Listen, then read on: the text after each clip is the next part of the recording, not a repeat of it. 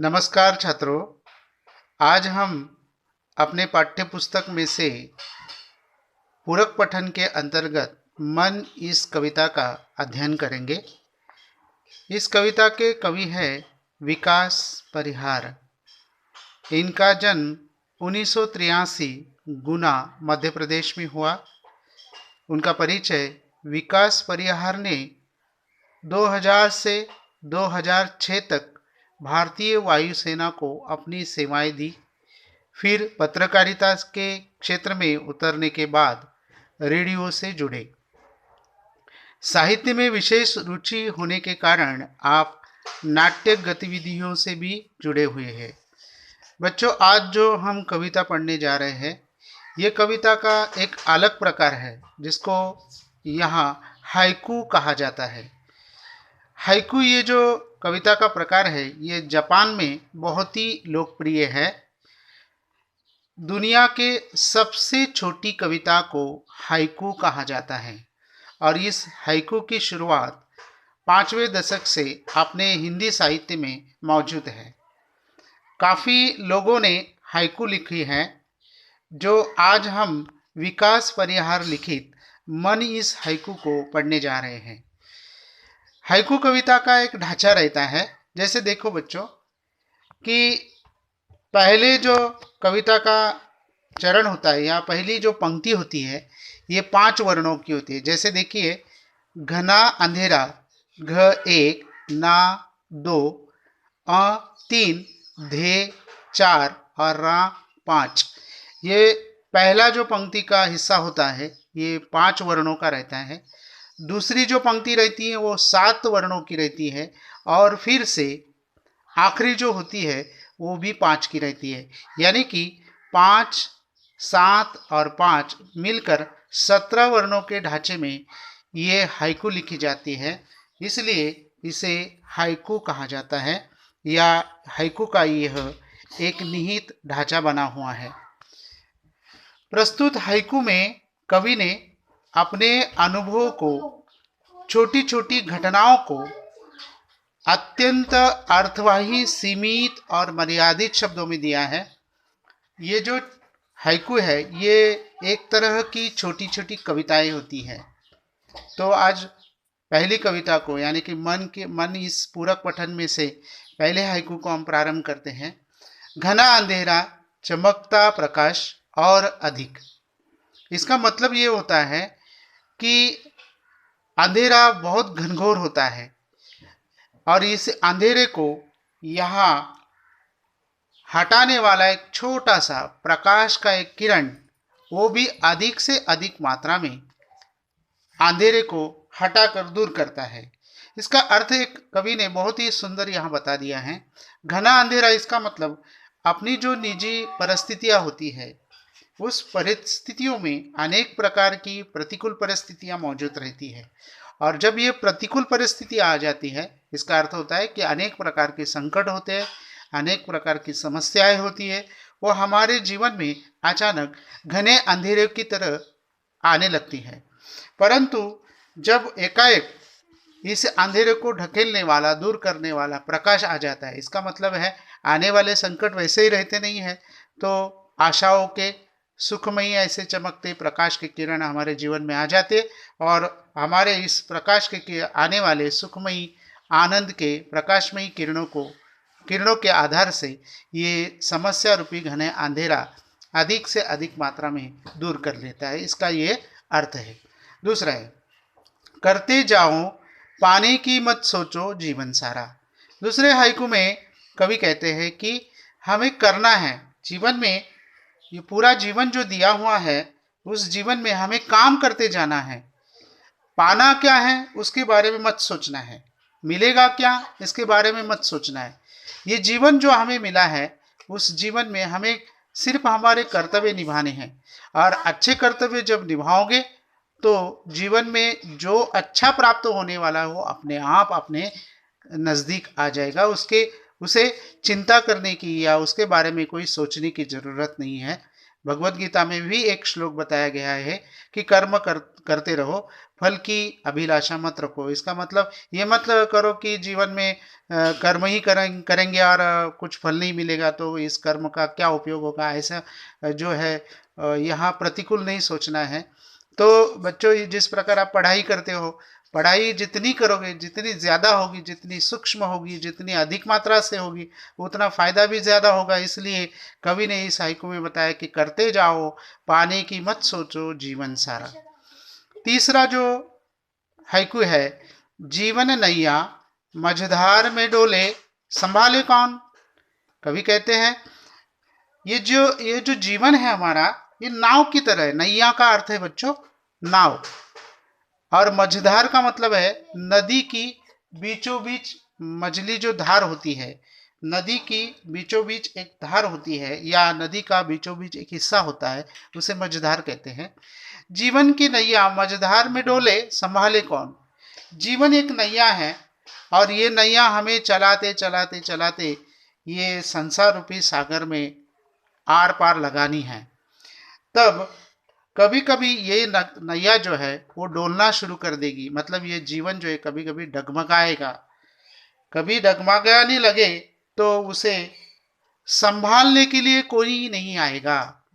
सिर्फ अपना जो काम है या अपने आप आने वाले जो संकट है, उन संकटों को हमें अपने ही प्रयास से स्वयं ही अपने जीवन रूपी नैया को, संसार रूपी सागर से पार कराना ही, ये सोचना है।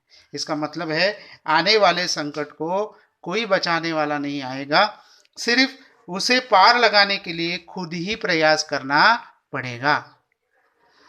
चौथे हाइकू में कवि कहते हैं, रंग बिरंगी रंग संग लेकर आया फागुन। फागुन का अर्थ होता है फाल्गुन, ये एक मास होता है, महीना होता है जिस महीने में होली आती है। और दूसरी बात है कि इसी महीने में वसंत ऋतु का आगमन होता है। ये महीना प्रकृति के लिए अत्यंत उमंग और उल्लास देने वाला होता है। जहाँ तहाँ अपने कुदरत में रंग बिरंगे अच्छे अच्छे रंगों के फूल, पत्ते खिले हुए होते हैं, जो मन को अत्यंत सुंदरता और अत्यंत आनंद देते हैं। इसी को लक्ष्य करके कवि कहते हैं कि रंग बिरंगी रंग संग लेकर। देखो बच्चों, रंगों को देखने के बाद किसको अच्छा नहीं लगता है। सभी जीवों को, सभी प्राणियों को, सभी मनुष्यों को रंग बहुत अच्छे लगते हैं, भाते हैं। हम सभी को भी समय के लिए सभी चिंताएं दूर करके इन रंगों के साथ, ये रंग बिरंगी रंगों के साथ संग बिताकर अनेक परेशानियों को भूलकर वसंत ऋतु का आगमन आया है, उसका आनंद उठाना है, इसका आनंद लेना है। इसलिए रंग बिरंगे रंग संग लेकर आया फागुन। ये फागुन रंग बिरंगे अनेक प्रकार के रंग लेकर आया है। इसी कुदरत का, इसी प्रकृति का आनंद इस महीने में वसंत ऋतु के आगमन के साथ हमें बिताना है। आगे आगे चलते हैं। कांटों के बीच खिलखिलाता फूल देता प्रेरणा। अभी कांटों के बीच खिलने वाला फूल आपके सामने तुरंत आ जाता है, गुलाब का फूल। गुलाब का फूल देखने में इतना सुंदर होता है कि चाहे कौन सा भी जीव हो, कौन सा भी मनुष्य हो, उसे पाने के लिए, उसकी सुगंध जो है हासिल करने के लिए प्रयास करता है। तो गुलाब का फूल कांटों के बीच में होता है और फिर भी वो कांटों को भूलकर अपना कर्तव्य करता है, वो खिलखिलाता हुआ फूलता है। और इतना ही नहीं, तो हर पल के लिए हमें अलग से एक प्रेरणा देता है, कि प्रेरणा वह है कि भाई हमारे जीवन में आने वाले परेशानियों को, अपने संकटों से डरना नहीं है और बिना डर के अपना काम करते रहना है। जैसे गुलाब का फूल करता है कि कांटों के बीच होकर भी मैं खिलता हूँ, औरों को सुगंध देता हूँ, औरों को आनंद देता हूँ, उसी प्रकार हमें संकट में रहकर भी अपने निजी कामों को, अपने निजी परिस्थितियों पर मात करके जीवन का आनंद उठाना है। इस प्रकार का संदेश इस हाइकू में दिया है। आगे कहते हैं कवि, भीतरी कुंठा आंखों के द्वार से आई बाहर। बच्चों देखो कि जब कभी हमारे ऊपर कोई संकट आ जाता है, परेशानियां होती हैं, तो थोड़ा सा दुख दर्द महसूस होने लगता है, उसका अनुभव हम करते हैं। और करने के बाद हमारे आंखों से आंसू बहने लगते हैं। यानी कि हमारे भीतर की जो कुंठा होती है, कुंठा का अर्थ होता है अंदर का एक दर्द है, दुख है। ये दुख या हमारे अंदर की कुंठा का सही अर्थ है एक घोर निराशा जो अपने अंदर होती है। कभी कभी हम कुछ काम करने के लिए निकलते हैं, पर हमारे मन के जैसा न होता है, तो हमारे मन को ठेस पहुंचती है, और पहुंचने के बाद हमें घोर निराशा हो जाती है, हमें दुखदायक ऐसी परिस्थितियों का सामना करना पड़ता है। तो अंदर से ये कुंठा पैदा होती है। कुंठा का अर्थ होता है घोर निराशा। ये आंखों के द्वार से, मतलब अपनी आंखों से बाहर आने लगती है। यानी कि अंदर ही अंदर की जो घुटन है, अंदर अंदर की जो कुंठा है या निराशा है, अपनी आंखों के मार्ग से, अश्रु रूपी द्वार, आंखों के द्वार से अश्रु रूपी परिस्थिति में आकर बाहर लोगों को दिखाई देती है। यानी कि नेत्र रूपी द्वार से वो बाहर आती है और ये दर्द दिखाई देता है। खारे जल से धुल गए विषाद मन पावन। कवि आगे कहते हैं कि अपने नेत्रों से जब ये आंसू बहते हैं, तो ये समझना चाहिए कि आंसुओं का ये जो आंसुओं के खारे जल, यानी कि अश्रुओं को खारा जल बताया है। ये खारा जल जो है पूरी तरह से हमारे जीवन में आने वाले जो विषाद है, विषाद का अर्थ होता है खेद, या विषाद का मतलब होता है दुख, निराशा, ये सारे जो है इस आंखों से बहने वाले अश्रु के रूप से बह जाते हैं, धुल जाते हैं, और फिर से एक बार मन को पावन करते हैं। इसलिए कवि यहाँ कहते हैं कि खारे जल से धुल गए विषाद मन पावन। कभी कभी हमें बड़े जो है, बड़े बुजुर्ग हमेशा एक बात या सलाह देते हैं कि भाई जो अंदर का दर्द है, उस दर्द को हमें बाहर निकालना चाहिए, यानी कि वो आंखों के रूप से हो या अन्य रूप से। परंतु कवि ने यहाँ इस हाइकू के माध्यम से बताया है कि ये जो आंखों का खारा जल है, ये आंखों से बहने वाले जो अश्रु है, जब कभी हमारे जीवन में विषाद पैदा होता है, खेद पैदा होता है, दुख पैदा होता है, तो यही आंसू आने वाले विषाद को धुला के मन को पवित्र बना देते हैं। इसका ये अर्थ है। मृत्यु को जीना जीवन विष पीना है जिजीविषा। आगे कवि कहते हैं कि प्रत्येक मनुष्य के जीवन में चिंता है, प्रत्येक मनुष्य के जीवन में परेशानियां हैं। प्रत्येक मनुष्य जो है वो ऐसे अप्रिय प्रसंगों से गुजरता है, और ऐसे हालात में, ऐसे स्थिति में हमें हमारी जो जिजीविषा है, हमारे जिंदगी जीने की जो आसक्ति है, जिजीविषा का मतलब होता है जीवन जीने की आसक्ति, जीवन जीने की इच्छा, इस इच्छा को हमें मात करके, उसे इच्छा को डट के रहना, इस जिजीविषा को पूरा करना है। यानी कि मृत्यु को जीना, यानी कि हर ऐसे जीवन के कठिन प्रसंगों में, संघर्ष में हमें डटकर रहना है, मृत्यु को जीना है। मृत्यु हो चाहे उसे हंसकर हमें स्वीकार करना है। जीवन एक विष है, विष की तरह उसे प्राशन करना है, पीना है, और हमारे जीवन की जिजीविषा का एक प्रमाण सिद्ध करना है। ये जीने की जो आसक्ति है उसका एक प्रमाण सिद्ध करना है, ये कवि को यहाँ सूचित करना है। आखिरी पन्ने पर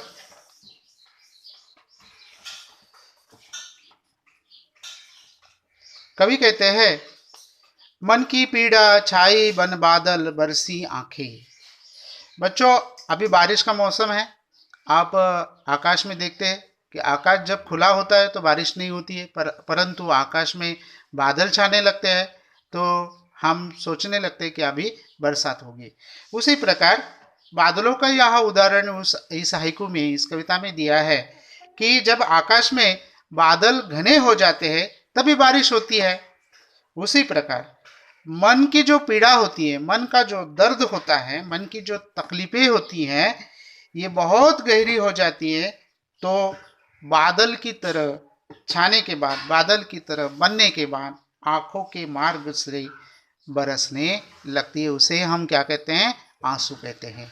इसलिए मन की पीड़ा जो है बादल बनती है, और बादल बनने के बाद बरसात की तरह आंखों से वो बहने लगती है। यानी कि मन की पीड़ा का और अपनी आंखों का यह सह संबंध जो है इस हाइकू के माध्यम से, छोटी कविता के माध्यम से कवि ने यहाँ बताया है। आगे, चलती 7 पटरिया रेल की फिर भी मौन। कवि ने इस हाइकू में बहुत ही गहरा, बहुत ही सुंदर अर्थ बताया है, और ये अर्थ जो है हमारे जीवन के चलते मार्ग से निहित है। वो कैसे? देखिए, जैसे रेल की पटरियां आप लोगों ने देखी होगी, वो अनंत काल से, जिसका कोई अंत नहीं है, ऐसे काल से चली आ रही है, परंतु उसी पर चलने वाली जो रेलगाड़ी है, उस रेलगाड़ी से और पटरी से कोई मेल जोल नहीं होता है। चलती 7 पटरियां रेल की, पर फिर भी मौन। रेल की पटरियां अनंत काल से चल रही है, परंतु वो सदा के लिए कैसी होती है? मौन रहती है। मौन का अर्थ होता है शांत, कोई बोलचाल नहीं, कोई गपशप नहीं। उसी प्रकार रेल की पटरियां अनंत काल से चलती है, चलती 7, एक साथ चलती है, परंतु फिर भी क्या होती है? मौन। ऐसे कुछ जीवन में लोग हैं। अभी इस हाइकू के माध्यम से कवि ने अपने जीवन को कैसे जुड़ाया है ये बताता हूँ। इसका मतलब है कुछ लोग हमारे जीवन में ऐसे ही होते हैं, रेल की पटरी की तरह, जो साथ में चलते हैं, फिर भी आने वाले समय में, आने वाली परिस्थिति में कुछ भी बोलते नहीं। वो कुछ भी अपना मन जो है खुलाकर या मन से आने वाले विचारों को व्यक्त नहीं करते, सिर्फ चलने का काम करते हैं। सितारे छिपे बादलों की ओट में सूना आकाश। कवि कहते हैं कि आकाश सुंदर कब लगता है? तो आकाश सुंदर तब होता है जब उसमें चमचमाते हुए सितारे दिखाई देते हैं। और सच कहे तो आकाश के सितारे, यही आकाश की सबसे बड़ी सुंदरता, यही आकाश का श्रृंगार है। आकाश की शोभा बढ़ाने वाले सुंदर से सितारे आकाश में उगते हैं, परंतु अचानक आकाश में बादल निर्माण होने के बाद उसी की ओट में, ओट का अर्थ होता है आड़, उसी के आड़ में ये सुंदर चमकने वाले सितारे छिप जाते हैं, और फिर से एक बार आकाश सुना सुना हो जाता है। इसी प्रकार कुछ लोग अपने जीवन में अत्यंत महत्वपूर्ण होते हैं, सितारों के जैसे। जैसे देखिए कि हमारे घर में अपनी माता है, अपनी पिताजी है, हमें मार्गदर्शन करने वाले अनेक प्रकार के अध्यापक गण हैं, अपना मित्र परिवार है। ये हमारे जीवन के अत्यंत महत्वपूर्ण लोग होते हैं, और ये हमारे जीवन के लोग, उनके आने के बाद हमारा जीवन बहुत ही सुंदर खिलता हुआ दिखाई देता है, परंतु उनका जीवन से चले जाना या उनका अपने जीवन में विमुख हो जाना हमारा जीवन निरर्थक बनता है, जैसा सुना आकाश। इसका ये मतलब होता है कि सितारे आकाश में आते हैं तो आकाश बहुत सुंदर लगने लगता है, परंतु बादलों की आड़ में यही सितारे, बादल आते हैं और इन्हीं सितारों को छिपाते हैं, इन्हीं बादलों की ओट में, इन्हीं बादलों की आड़ में सितारे लुप्त हो जाते हैं, तब आकाश सुना सुना होता है। इसका मतलब हमारे जीवन में सितारों की तरह महत्वपूर्ण लोगों का आना ये हमारे लिए अत्यंत शोभायमान है, परंतु उनके चले जाने पर हमारा जीवन जो है निरर्थक बनता है, सुना सुना बनता है। ये उसका अर्थ है। आगे बच्चों, तुमने दिए जिन गीतों को स्वर हुए अमर। ये जो हाइकू है बच्चों, ये कवि की सुंदर काव्य रचना से संबंधित है कि जब कवि का मन, कवि के बारे में और कवि के विचारों के बारे में काफ़ी लोगों ने बताया है कि जहाँ न पहुँचे रवि वहाँ पहुँचे कवि। कवि के मन में आने वाले जो अनेक प्रकार के विचार है, वो विचार कविता के माध्यम से हमारे सामने पेश होने के बाद उनकी भावनाओं को हम अनुभूत करते हैं, तो यहाँ कवि कहते तुमने दिए जिन गीतों को स्वर। जब गीत लिखा जाता है और गीतों का श्रृंगार जो है, यानी कि गीतों को एक सामर्थ्यशील बनाने के लिए, अमर बनाने के लिए उसे स्वरों का आधार दिया जाता है। इसी प्रकार कवि अपनी रचनाओं के द्वारा समाज में क्या करता है, कुछ ना कुछ बदलाव तैयार करता है, कुछ ना कुछ विचार देने का प्रयास करता है, और इन्हीं विचारों के जरिए, इन कविताओं के जरिए या गीतों के जरिए वो अमर बनता है। देखिए हमारे साहित्य में काफ़ी लोग ऐसे हैं जिन्होंने जो जो कुछ साहित्य लिखा है, जो जो गाने लिखे, कविताएं लिखी है, वो कविताएं आज उनके विचार के माध्यम से आज भी जीवित है, अमर है। इसका मतलब है गीतों को स्वर दिया है, गानों की तरह हमने उसे स्वीकार किया है, और उन्हीं स्वीकार किए हुए गीत रूपी विचारों को हमने उन्हें अमर भी किया है। इसलिए तुमने दिए जिन गीतों को स्वर, हुए आज वो अमर। कवि एक सामर्थ्यशीलता को यहाँ प्रकट करता है। जिन गीतों को स्वर देता है वही अमर हो जाते हैं। इसका मतलब है रचनाओं के द्वारा समाज में कुछ ना कुछ बदलाव निर्माण होता है, सामाजिक परिवर्तन हो जाता है, और सामाजिक परिवर्तन, इसका मतलब ये कविता जो है अमर हो चुकी है। आखिरी, सागर में भी रहकर मछली प्यासी ही रही। कवि आखिरी हाइकू में बताते हैं कि सागर यानी कि समुंदर एक बड़ी सी जलराशि है, और बड़ी सी जलराशि के होने के कारण उसका पानी पीने योग्य, यानी कि वो खारा होता है, पीने योग्य नहीं होता है, वो खारा होता है। सागर में भी रहकर मछली, ये खारा होने के बाद भी उसी प्रकार कोई व्यक्ति कितना बड़ा, कितना धनवान क्यों ना हो, यदि वो किसी जरूरतमंद व्यक्ति के काम में नहीं आ सके तो उसका बड़प्पन व्यर्थ है। सागर में भी रहकर मछली सागर में रहती है, फिर भी वो सागर का पानी पीने के लिए वो प्राप्त नहीं कर सकती, या पीने के लिए वो उसका पीना या प्यास का महसूस करना वो अधूरा रह जाता है। तो सागर का कोई कार्य जो है, सागर जो काम करता है, ये सागर के पानी का कार्य जो है वहाँ व्यर्थ है। यानी कि इसका मतलब है उसी प्रकार, इसका दूसरा अर्थ ये होता है बच्चों कि उसी प्रकार कोई व्यक्ति कितना भी बड़ा हो, कितना भी अमीर हो, कितना भी धनवान क्यों न हो, यदि किसी जरूरतमंद व्यक्ति के काम में नहीं आ सकता तो उसका धनवान होना, उसका अमीर होना, बड़ा होना, ये कुछ काम का नहीं है। और यही को, इसी अर्थ को जोड़कर कवि ने आखिरी में बताया है कि सागर में भी रहकर मछली प्यासी ही रही। इस प्रकार इस विकास परिहार लिखित मन इस पूरक पठन का हमने यहाँ अध्ययन किया है। थोड़ा सा इस शब्दार्थों की ओर बढ़ते हैं बच्चों। यहाँ शब्दार्थ है, मझधार का अर्थ होता है नदी के प्रवाह का एक मध्य भाग। कुंठा का मतलब होता है घोर निराशा। विषाद का अर्थ है मन में हमारी जो इच्छा है वो पूरी न होने के बाद जो दुख होता है, दर्द होता है, उसे विषाद कहता है। जब मैं उसका भावार्थ समझा रहा था तब मैंने इन्हीं शब्दार्थों को आपके सामने पेश किया था। जिजीविषा का मतलब है जीने की एक इच्छा, और ओट का अर्थ होता है उसके आड़ में। इसी प्रकार इसी के साथ हमने इस कविता का छोटे रूप में, संक्षेप में उसका भावार्थ देखा है। आप लोगों को यह इस कविता का स्वाध्याय जो है इस कविता के आधार से लिखना है। तब तक धन्यवाद।